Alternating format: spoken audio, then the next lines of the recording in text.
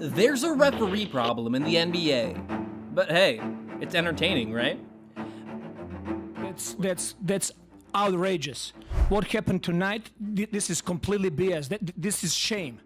We feel you, Darko. What's up with these refs? Are they cheating, or is it just good old-fashioned incompetence? Rasheed Wallace from that tough 2004 Pistons team recently said that the relationship referees had with players has changed. I remember when I first came into the league, right? So say if I did I fouled somebody, or I might have traveled, that ref would actually tell me what I did, and then like during the timeout, he might have even showed me like, no, you caught the ball like this, and then when you turned up, you shuffled your feet a little bit. Refs would always be okay with players questioning calls, and more than happy to explain their reasoning. But according to Sheed, that started to change. It seemed each year that relationship between the player and the ref became more and more distant. The easy answer is that Rasheed set the record for the most technical fouls in a season, so the refs started to like him a little bit less. But he argued that the actual difference is that nowadays, referees are getting younger and younger. You had a lot of veteran referees and who were in their, at the time I came into the league, in their late 40s, early 50s, but they were great referees. Again, they talked to us. And it seemed like as it went on more and more, that's when the referees got the attitude of like, oh, well, these fans came here to see me. Shut up. You can't say nothing to me. Don't talk to me. Just hold up. Time out, dog. That's crazy. You can't tell me, you said I traveled or you said I did this, and you can't tell me how? Do you think referees have an attitude where they think they're the stars? Back in the day, refs knew that the players were the stars. Remember that ref interaction with Wizards MJ? He never controlled it, Michael. But he didn't touch it with both hands. Yeah, That's the thing. You think so, Michael? 55 hits, 2 to come. Michael, I didn't see 2 hands on him, Michael. But I believe you. You did. But I believe you. Compare that to Devin Booker getting tossed 5 minutes into a game because he dared to question a referee.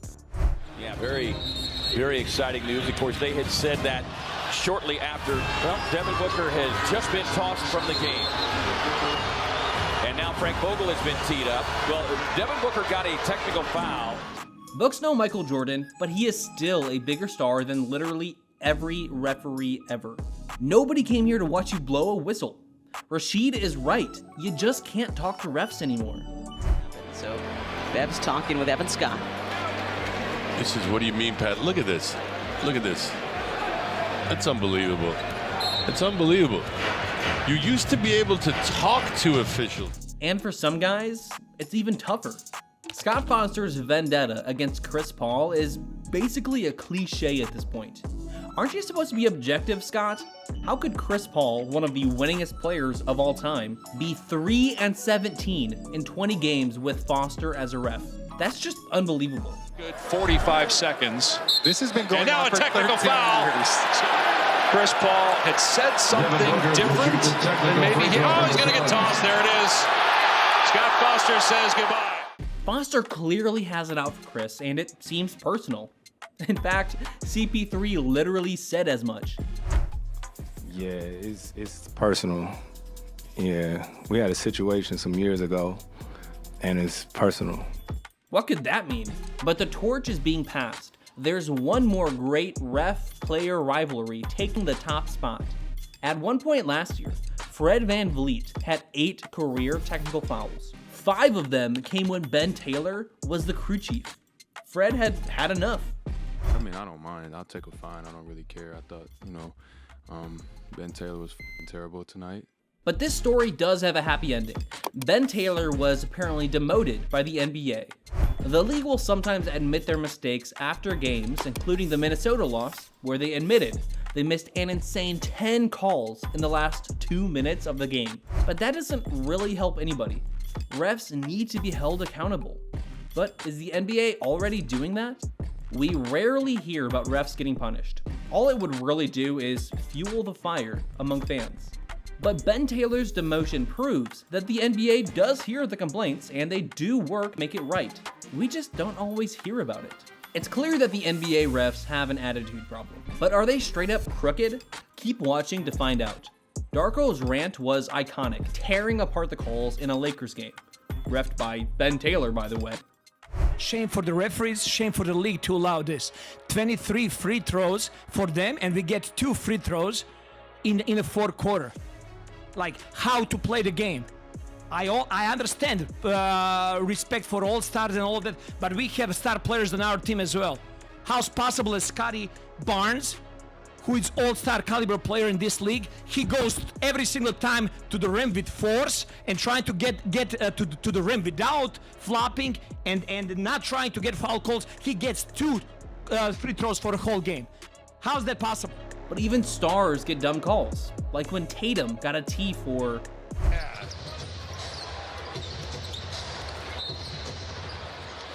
Tatum. Calling foul on number 0, Jason Tatum. Clapping? For what it's worth, the Hornets broadcaster would apparently give him a technical, but he's just about as competent as the referees this year, so take that with a grain of salt. Luka got a T for yelling, and it wasn't even at the ref. Complaining. Wide to the official. Shea, hard drive, and he's going to get an and one.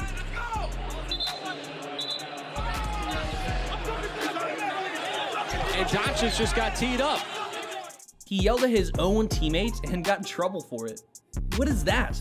DeJounte Murray probably had the dumbest one, and the one that most proved how deluded the refs are about their own star power.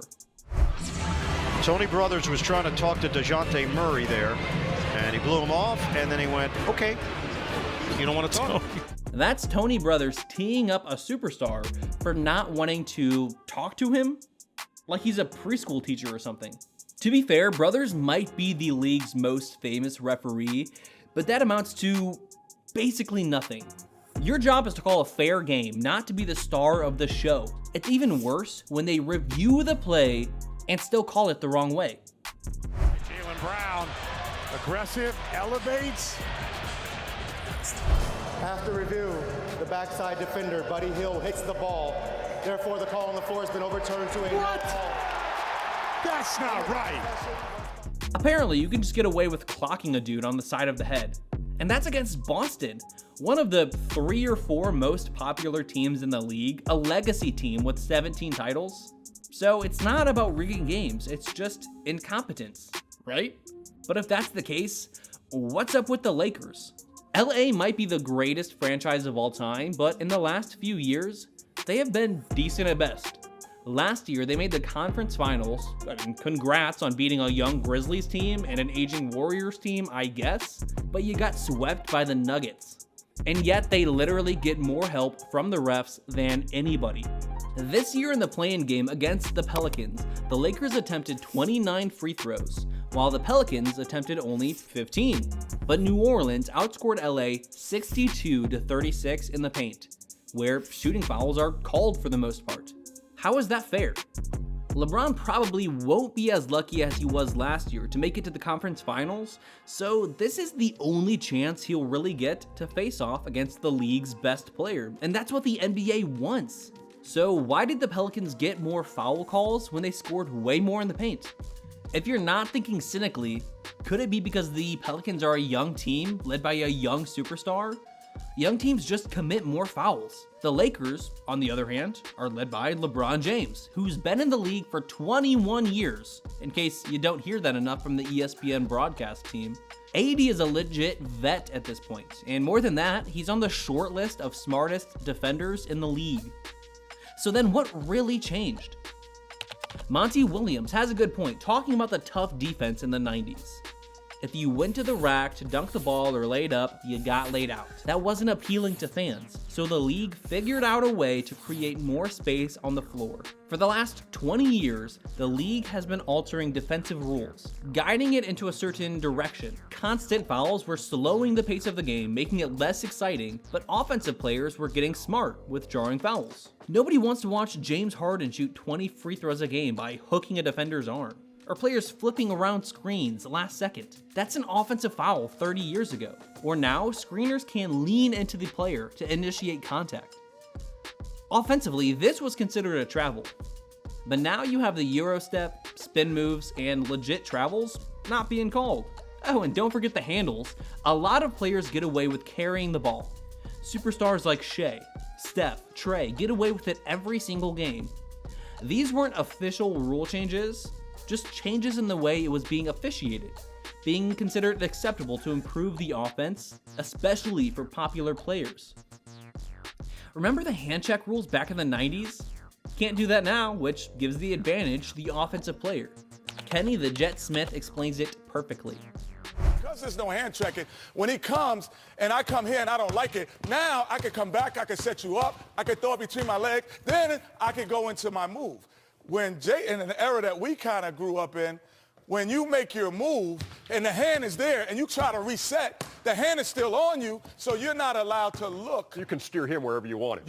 You don't even look as impressive with your ball handling ability. But again, shooting threes and getting off the dribble are the two things that you have. Charles had that easily. Shaq, great ball handler for a big, underrated. So now I don't like it. I get to an area of the floor. All I have to have is a pullback dribble to get to a spot to shoot the ball. When LeBron lost a heartbreaking Game 2 a few days back, he pointed to the flaws in the replay center. I don't understand what's going on in the replay center, to be honest. I think I said it this year or last year, whatever. D'Lo clearly gets hit in the face on a drive. Replay center, if it's going to go, it doesn't make sense to me. It makes no sense to me. It bothers me. Just a few hours after the Sixers thought they got robbed of a win too. I mean, Tyrese got fouled, a couple times. Yeah, that's acceptable to lose a game like this, especially in the playoffs. So, I mean, yeah. Freaking referees.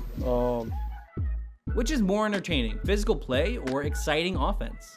Let us know in the comments. With that being said, it wouldn't be the first time the league rigged the NBA. The Donaghy scandal of the early 2000s is an obvious example. A referee went to prison in 2008 for fixing games. But that was illegal and the league didn't back him up for 1 second. But what about a few years earlier? The years post-Jordan until about 2005 were a dark time for the NBA. The league was weak and short of star power. You had Shaq, Kobe, AI. They were basically the only great popular players. Fans didn't love Tim Duncan unless they were in Texas or just huge hoop nerds. So of course, Shaq, Kobe, and AI had to make as many finals as possible. For Shaq and Kobe, it was easy. They were the best team in the league. But remember Game 6 of the 2002 Western Finals? The Lakers attempted 40 free throws to the Kings' 24, and in this game, you could tell it was rigged. You can't even find that game anymore. The NBA buried it so nobody can watch how crooked they are. A year earlier, the same thing happened in the Eastern Finals. The Ray Allen Bucks should have won that series, but the NBA didn't let them. Instead, Allen Iverson and the Sixers made it, facing off against Shaq in the battle of the cultural icons. In 2006, the league wanted to pass the torch to Dwayne Wade, the flashy young shooting guard, so they let him attempt 16 free throws a game in the finals. Insane.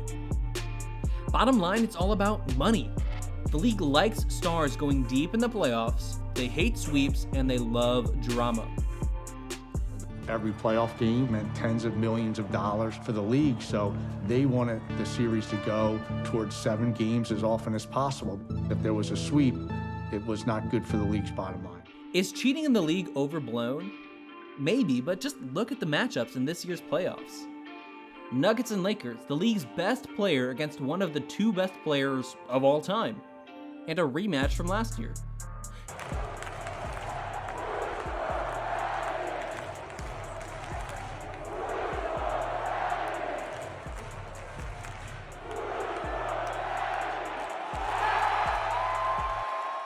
Timberwolves and Suns, the league's hottest young star against his favorite player. And the league loved to see this. A 39-22 advantage on the glass for the Wolves. Edwards. Cash! Oh, it's on, ladies and gentlemen. Oh, yeah, baby. Clippers and Mavericks, the team Luka lost to in both 2020 and 2021, despite dropping 31 and 36 points per game. The Celtics and Heat, need we say more? Philly and the Knicks, the team Embiid's been rumored for years to flee to. These two teams are so close to each other, but they never meet in the playoffs.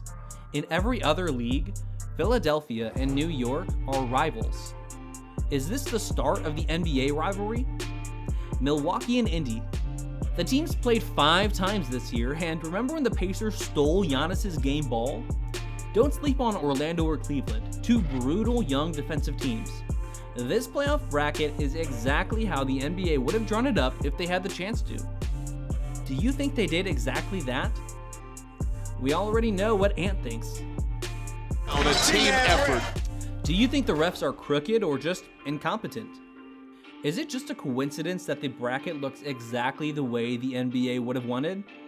Is it the Lakers' style of play that leads to free throw differential? Let us know in the comments and watch how Shaq was totally right about Anthony Edwards next. Listen to The Wrong Opinion, useless NBA trivia, and garbage rankings for more NBA content.